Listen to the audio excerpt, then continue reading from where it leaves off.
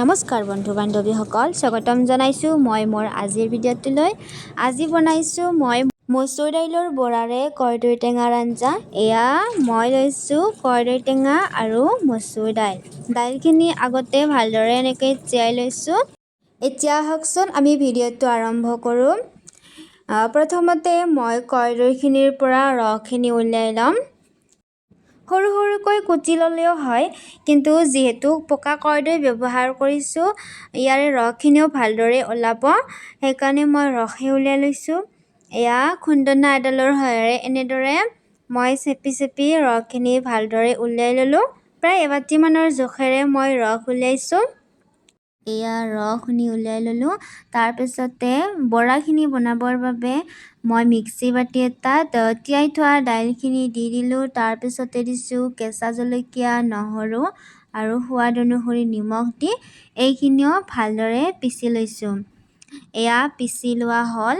এতিয়া গেছত টাৱা এখন বহাই দি মই ইয়াতে দিছোঁ ৰিফাইন তেল। তেলখিনি গৰম হৈছে। এতিয়া মই ইয়াতে এচামুচকৈ দাইলখিনি দি দিম।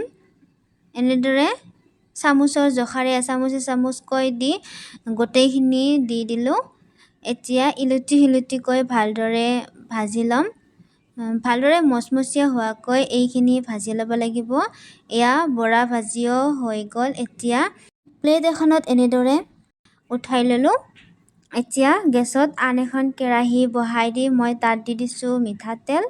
ইয়াত দিছোঁ কেইটামান ফোৰণ, কেঁচা জলকীয়া আৰু এচামুচ হালধি তেলখিনিতে দি লৈছোঁ। এতিয়া ইয়াতে কৰ্দৈ টেঙাৰ ৰসখিনি দি দিলোঁ আৰু এচামুচ নিমখ দিছোঁ আৰু এচামুচ জিৰাৰ গুড়িও দি দিছোঁ। এতিয়া ভাজি থোৱা বৰাখিনিও ইয়াতে দি দিছোঁ আৰু এইখিনি অলপ সময়ৰ কাৰণে উতলিবলৈ দিম। প্ৰায় 5 মিনিটমান সময় উতলিলে আঞ্জাখন ৰেডি হৈ যাব। বেছি সময় নালাগে। ৰেচিপিটো মই প্ৰথমবাৰৰ বাবে বনাইছোঁ। কিবা যদি ভুল ভ্ৰান্তি হৈছে আপোনালোকে শুধৰাই দিব বুলি আশা ৰাখিলোঁ।